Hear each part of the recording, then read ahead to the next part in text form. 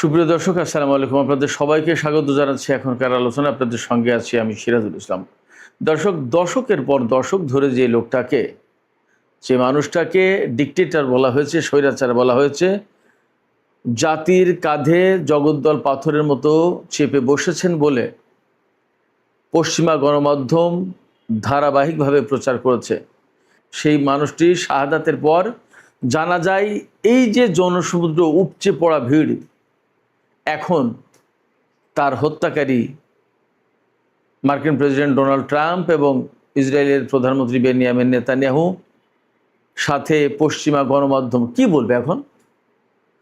কোনো স্বৈরাচারের জানা যায় এত লক্ষ লক্ষ মানুষ, কোটি কোটি মানুষ পৃথিবীর সমস্ত প্রান্ত থেকে কেউ ছুটে আসে, এবং সেই জানাজায় যারা এসেছেন তাদের বেশিরভাগ মানুষ শোকাভিভূত, চোখের পানি ফেলছে, ভালোবাসা, গভীর শ্রদ্ধা জানাচ্ছে। আর ইরানের জনগণ বুক ফাটা চিৎকার করে বলছে তাদের সর্বোচ্চ নেতা সাইয়েদ আলী উজমা খামেনির হত্যার প্রতিশোধ চায়, তারা প্রতিশোধ নিতে চায়। এই যে কান্না, ভালোবাসা, শ্রদ্ধা, বুক চাপড়ানো আর্তনাদ এবং প্রতিশোধের আগুন তাদের অন্তরে দাউ দাউ করে জ্বলছে। এগুলো কি কেউ কোনোদিন কোনো স্বৈরাচারের জন্য কেউ করে বা হয়? কোনো স্বৈরাচারের পক্ষে কি এই ভালোবাসা, মানুষের এই শ্রদ্ধা অর্জন করা সম্ভব হয়? অথচ তাকে কিন্তু এই নামেই, এই বলেই তাকে হত্যা করা হয়েছে। এখন কি জবাব দেবে তারা? এদিকে ইয়েমেনে গত কয়েকদিন ধরে আমি যথেষ্ট ঘনিষ্ঠভাবে পরিস্থিতি পর্যবেক্ষণ করছি, ফলো করছি। আজকে সেখানে খবর হচ্ছে ইয়েমেনের হুতি আনসারুল্লাহ আন্দোলন সমর্থিত যে সরকার, সেই সরকারের সামরিক বাহিনীর সাথে আন্তর্জাতিকভাবে স্বীকৃত ইয়েমেনে যে সরকার, সেই সরকারের সামরিক বাহিনীর সংঘর্ষ হয়েছে। তাতে আন্তর্জাতিকভাবে স্বীকৃত সরকারের 15 জন সেনা নিহত এবং 23 জন আহত হয়েছে। তারা দাবি করছে এই সংঘর্ষে 50 জনের বেশি হুতি যোদ্ধা নিহত হয়েছে এবং অনেকে আহত হয়েছে। আসলে তাদের কথা, এই দাবিটা খুব একটা বেশি পাত্তা পাচ্ছে না। তাহলে ইয়েমেনের পরিস্থিতি কি আবার নাজুক হয়ে পড়ছে? আবার মারামারি, সংঘর্ষ, যুদ্ধ, গৃহযুদ্ধ কি ছড়িয়ে পড়বে দেশটিতে? আসলে পরিস্থিতি কোন দিকে যাচ্ছে? সুপ্রিয় দর্শক, এই দুটো বিষয় নিয়ে আমি এখন বিস্তারিত আলোচনা করার চেষ্টা করব। আশা করি আপনারা শেষ পর্যন্ত সঙ্গে থাকবেন। আর ভিডিও ভালো লাগলে নিশ্চয়ই লাইক, কমেন্ট, শেয়ার করবেন এবং চ্যানেলটি সাবস্ক্রাইব করে সাথেই থাকবেন। দর্শক, চলুন বিস্তারিত আলোচনা করি। ইরানের সর্বোচ্চ শহীদ নেতা আয়াতুল্লাহ আলী খামেনির জানাজা অনুষ্ঠিত হলো আজকে। আগামীকাল তেহরানে শোক মিছিল, তার পরের দিন কোমে জানাজা, তারপরে চলে যাবে কফিন ইরাকের নাজাফ, কারবালা, বাগদাদ, এই সমস্ত শহরে তার নামাজে জানাজা অনুষ্ঠিত হবে। সেখান থেকে কফিন চলে আসবে ইরানের উত্তর পূর্বাঞ্চলীয় পবিত্র নগরী মাশহাদে। মাশহাদ শহরে কফিন আনার পর সেখানে আবার জানাজা হবে, শোকানুষ্ঠান হবে। তারপরে 9 জুলাই তার দাফন সম্পন্ন হবে। কিন্তু আমরা এখন যা দেখছি, সর্বোচ্চ নেতার শাহাদাতের পর থেকেই এই পর্যন্ত মানুষ কখনো চুপ থাকলো না। সব সময় তার হত্যার বিচার চেয়ে রাস্তায় দিন রাত যাপন করলো ইরানের হাজার হাজার লাখ লাখ মানুষ। তার হত্যার বিচার চেয়ে এখন শোক মিছিল হচ্ছে, প্রতিবাদ মিছিল হচ্ছে, স্লোগান হচ্ছে। সেই স্লোগানে নেতৃত্ব দিচ্ছেন ইরানের বিপ্লবী নারীরা। দিকে দিকে একই কথা, সর্বোচ্চ নেতার হত্যার বিচার চাই, সর্বোচ্চ নেতার হত্যার প্রতিশোধ চাই। এখানে কান্না নয়, শোক নয়, নেতা হত্যার বিচার চাই। তাদের কথা একটাই। এবং ইরানের সর্বস্তরের মানুষ, ইহুদি, খ্রিস্টান, শিয়া, সুন্নি, জরাথ্রুস্ট, যে পর্যায়ের যে অঙ্গনের মানুষরা থাকুক না কেন, তারা সবাই সর্বোচ্চ নেতার এই শোক মিছিলে সামিল হচ্ছে, শোকের অনুষ্ঠানে সামিল হচ্ছে, তার প্রতি শ্রদ্ধা জানাচ্ছে, সম্মান জানাচ্ছে। একইভাবে সারা দুনিয়ার সমস্ত প্রান্ত থেকে মানুষ ছুটে এসেছে ইরানের বুকে। সর্বোচ্চ নেতার বিদেহী রুহের মাগফিরাত কামনা করছেন তারা, সর্বোচ্চ নেতার প্রতি সম্মান জানাচ্ছেন, সর্বোচ্চ নেতার প্রতি তাদের ভক্তি, ভালোবাসা, শ্রদ্ধা জানাচ্ছেন এবং তারা সবাই শোক প্রকাশ করছেন। অনেকে বলছেন, বিশ্ব নেতাদের অনেকেই বলছেন, সর্বোচ্চ নেতা প্রতিবাদ প্রতিরোধের উজ্জ্বল পথ তিনি আবিষ্কার করে দিয়ে গেছেন, বিশ্ববাসীর নেতা ছিলেন তিনি, বলছেন মানুষ এভাবে। একজন স্বৈরাচারকে কি কেউ এইভাবে এত সম্মান দেখায়, এত শোক করে কারোর জন্য, কোনো স্বৈরাচারের জন্য? এমনকি আমেরিকার কোনো প্রেসিডেন্টের জন্য এরকম কোনো এত মানুষ জড়ো হয়েছে, পৃথিবীর প্রান্ত থেকে ছুটে এসেছে? জর্জ আব্রাহাম লিঙ্কনের জন্য নাকি 2.5 লাখ মানুষ সমবেত হয়েছিল তার শেষকৃত্য অনুষ্ঠানে, সবচেয়ে বেশি নাকি এটা। কোথায় 2.5 লাখ আর কোথায় 2.5 কোটি, 3 কোটি? ইরানের সর্বোচ্চ নেতার প্রতি সম্মান জানাতে মানুষ ছুটে এসেছে। 2.5 লাখ মানুষের শ্রদ্ধা ভালোবাসা নিয়ে শেষকৃত্য অনুষ্ঠান যদি সম্পন্ন হয়, আর সেই মানুষ যদি গণতন্ত্রের প্রতীক হয়, তাহলে 2.5 কোটি মানুষ যে নেতার প্রতি সম্মান, শ্রদ্ধা, ভালোবাসা, ভক্তি জানালো এবং যার হত্যার প্রতিশোধ নেওয়ার জন্য মুহুর্মুহু স্লোগান হচ্ছে, সেই নেতাকে গণতন্ত্রের বা সেই নেতাকে মানুষের নেতা বলবেন, নাকি 2.5 লাখ মানুষের নেতাকে গণতন্ত্রের প্রতীক বলবেন? কে বড় নেতা? সবচেয়ে বড় কথা হচ্ছে যে ইরানের জনগণ দ্বারা নির্বাচিত, জনগণের প্রতিনিধি, জনগণের ইমাম ইরানিরাই নির্বাচন করেছে। ভালো মন্দ সেটা ইরানিরা দেখবে।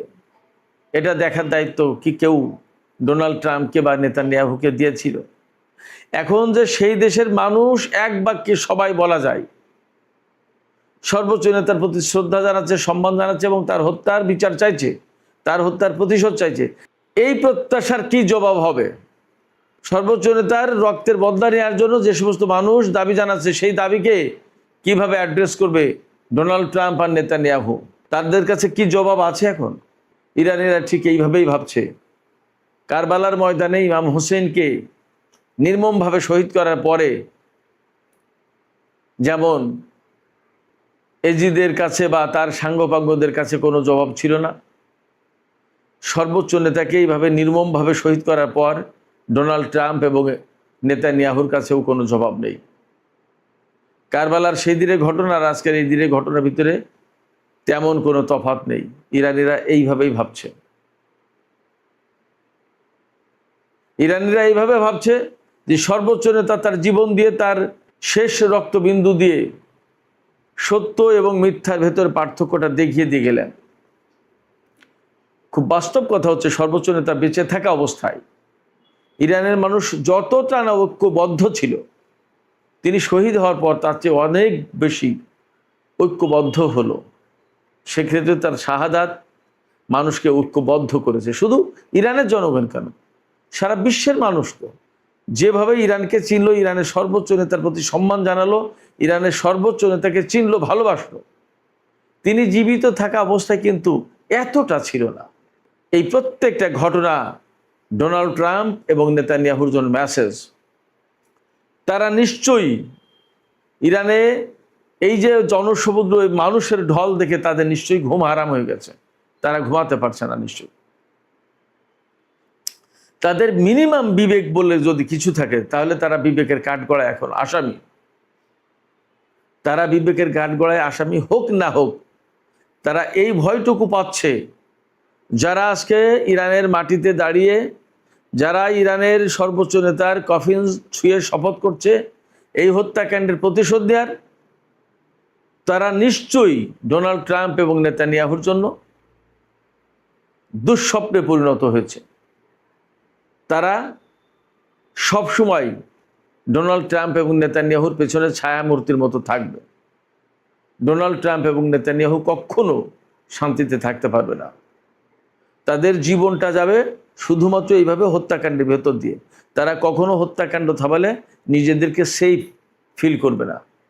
তবে সর্বোচ্চ নেতার এই শাহাদাতের ভেতর দিয়ে ইরানি জনগণের ভেতরে যাদের সামান্য এদিক ওদিক ছিল, হয়তো কেউ কেউ আমেরিকার প্রতি সমর্থন জানাতো বা ইরানের যে রাষ্ট্র ব্যবস্থা তার প্রতি হয়তো একটু বিদ্বেষ ছিল।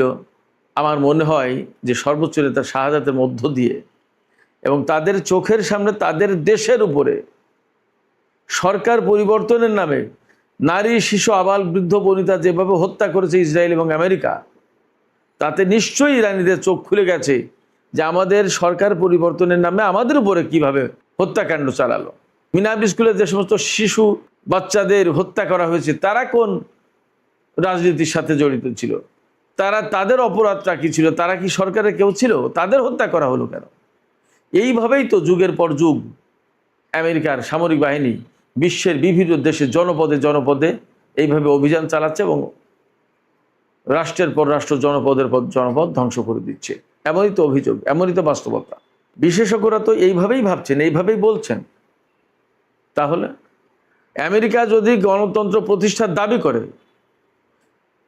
জনগণের শাসনের কথা যদি তারা বলে, তাহলে আজকে যে জনমত আমরা ইরানের বুকে দেখতে পাচ্ছি সেই জনমতকে তারা কিভাবে মূল্যায়ন করবে?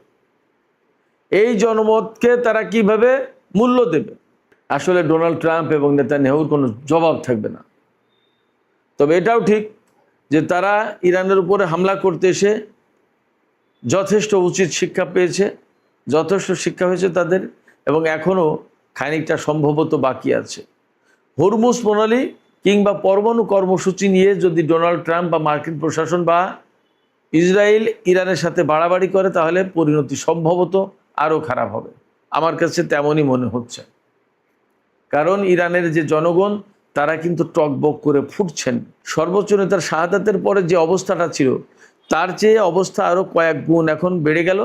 প্রতিশোধের স্পৃহা এখন তাদের ভেতরে বেড়ে গেল এই কফিন, এই লাশ, এই জানাজা, এই শোক মিছিল থেকে।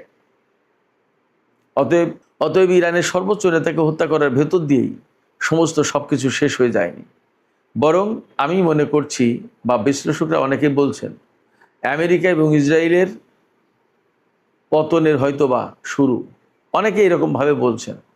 আমি যদিও ঠিক এইটা বলতে চাই না যে পতন শুরু, কিন্তু তাদেরকে আসলে অনেক খেসারত দিতে হবে, এ কথা ঠিক। দেখা যাক আসলে পরিস্থিতি কোথায় গিয়ে শেষ হয়। সুপ্রিয় দর্শক, এবার ইয়েমেন সম্পর্কে একটু আলোচনা করি। ইয়েমেনে আন্তর্জাতিকভাবে স্বীকৃত একটি সরকার আছে, আর রাজধানী সানা কেন্দ্রিক হুতিদের একটি সরকার আছে। যেমন গাজায় হামাসের সরকার ছিল, আর পশ্চিম তীরে মাহমুদ আব্বাসের সরকার। এই পশ্চিম তীরের একটু নরমপন্থী ইসরায়েলের সাথে সম্পর্ক রাখে, পশ্চিমাদের সাথে সম্পর্ক রাখে, এই সরকারকে আন্তর্জাতিকভাবে স্বীকৃত সরকার বলা হয়। ঠিক তেমনি ইয়েমেনের কপালেও একই ঘটনা ঘটেছে। সেখানে রাজধানী হুতিদের কন্ট্রোলে, কিন্তু আন্তর্জাতিকভাবে স্বীকৃত হচ্ছে এডেন ভিত্তিক যে সরকার, সেই সরকার। কারণ আমেরিকা, পশ্চিমারা, সৌদি আরব তার পক্ষে। যাই হোক, এই পশ্চিমা সমর্থিত সোকল্ড আন্তর্জাতিকভাবে স্বীকৃত সরকারকে যে সেনাবাহিনী সমর্থন দেয়, তাদের সাথে হুতি যোদ্ধাদের সংঘর্ষ হয়েছে। বার্তা সংস্থা এএফপি, ফরাসি বার্তা সংস্থা, এই বার্তা সংস্থার কাছে এডেন ভিত্তিক সরকারের একজন সেনাবাহিনীর কর্মকর্তা জানিয়েছেন যে হুতিদের হামলায় অন্তত 15 জন সেনা নিহত এবং 23 জন আহত হয়েছে। তিনি আবার দাবি করেছেন যে হুতিরাও 50 জন মারা গেছে, আরও অনেকে আহত হয়েছে। কিন্তু এই খবর ফ্যাক্ট হচ্ছে যে আন্তর্জাতিক গণমাধ্যমে হেডলাইন হয়নি। হেডলাইনটা হয়েছে যে আন্তর্জাতিকভাবে স্বীকৃত ইয়েমেনের সরকারের অনুগত সামরিক বাহিনীর 15 জন সদস্য নিহত আর 23 জন আহত। আর গত কয়েকদিন ধরে কিন্তু আমি বলছিলাম যে ইয়েমেনে অনেক কিছু ঘটছে। ইয়েমেনে ইরানের বিমান নামলো, সৌদি আরবের অবরোধ ভেঙে হুতিরা আবার সৌদি আরবকে হুমকি দিল, সৌদি আরব আবার হুমকি দিল। এরপরেই এই দুই পক্ষের ভেতরে সংঘর্ষ লাগলো। এই সংঘর্ষটা হয়েছে মূলত ইয়েমেনের পশ্চিমাঞ্চলে। ইয়েমেনের পশ্চিমাঞ্চলে আল হুদাইদা এই প্রদেশে। এটা কিন্তু একেবারে লোহিত সাগরের তীরবর্তী একটা প্রদেশ। এর সাথে কিন্তু সৌদি আরবের সীমান্ত রয়েছে। ধারণা করার যথেষ্ট কারণ আছে যে ইয়েমেনের ভেতর থেকে আসলে সৌদি আরব এখনও তার হাত গুটিয়ে নেয়নি। সে এখানে এখনও নানা রকমের খেলতামাশা করতে চায়, কিন্তু আঞ্চলিক যে পরিস্থিতি তাতে তাদের হুঁশ হওয়া উচিত যে এই পরিস্থিতিতে তাদের কি করা দরকার। ভুল ক্যালকুলেশন করলে কিন্তু তারা বিপদে পড়বে এবং আঞ্চলিক পরিস্থিতি আবার ঘুরে যাবে। সে জায়গা থেকে আমি মনে করি সৌদি আরবের ইয়েমেনের সংকট সমাধানের ব্যাপারে একের জরুরি ভিত্তিতে সমর্থন দেওয়া দরকার এবং ইয়েমেনে যাতে এই ধরনের অভ্যন্তরীণ কোন্দলে নিজেদের সেনারা অপর পক্ষের সাথে গোলমাল বা যুদ্ধ করে যাতে হতাহতের ঘটনা না ঘটে সেই দিকে নজর দেওয়া উচিত, সেই ব্যবস্থা করা উচিত। অন্তত এখানে সৌদি আরব যদি একদম চুপ থাকে তাহলেও আমার মনে হয় যে পরিস্থিতি স্বাভাবিক হয়ে যাবে। তো সেক্ষেত্রে আমরা প্রত্যাশা করব আন্তর্জাতিক অঙ্গন এবং সৌদি সরকার সবাই ইয়েমেনের এই সংকট সমাধানের ক্ষেত্রে ইতিবাচকভাবে এগিয়ে আসবেন। সুপ্রিয় দর্শক, এখনকার আলোচনা এখানে শেষ করতে চাইছি। যাবার আগে আপনাদের কাছে জানতে চাই, সর্বোচ্চ নেতা, ইরানের সর্বোচ্চ নেতাকে যে ডিক্টেটর বলে তাকে হত্যা করা হলো, এখন যে জনসমুদ্র দেখছে, এই অবস্থায় ডোনাল্ড ট্রাম্প এবং নেতানিয়াহুর কি জবাব হবে? তারা কি জবাব দেবে? আর এই অবস্থায় ইরানের বিপুল সংখ্যক মানুষ প্রতিশোধের কথা বলছে। আসলে পরিস্থিতি কোথায় যাবে, কি হবে? আপনাদের মতামত জানিয়ে কমেন্টে লিখুন। আর ভিডিও ভালো লাগলে আবারও বলি, লাইক কমেন্ট শেয়ার করবেন এবং চ্যানেলটি সাবস্ক্রাইব করে সাথেই থাকবেন। সুপ্রিয় দর্শক, এখনকার মতো এখানেই আলোচনা শেষ করছি। আপনারা সবাই অনেক অনেক ভালো থাকুন। আল্লাহ হাফেজ।